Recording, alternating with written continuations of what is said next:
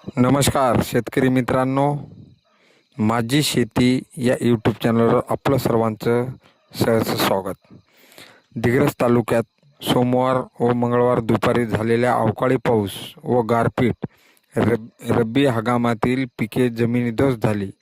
250 हेक्टरवरील गहू, हरभरा, ज्वारी, मका, हळद, संत्रा या पिकाचे नुकसान झाल्याचा प्राथमिक अहवाल आहे. दिग्रस तालुक्यात अवकाळी पाऊस तर काही भागात गारपीट व वादळी वाऱ्याचे थैमान घातले.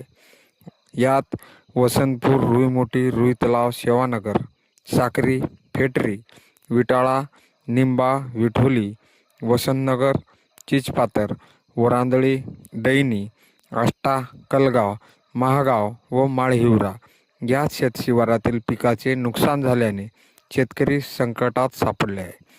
प्रशासनाने तात्काळ पंचनामा करून नुकसान भरपाई द्यावी अशी मागणी शेतकऱ्यांनी केली आहे.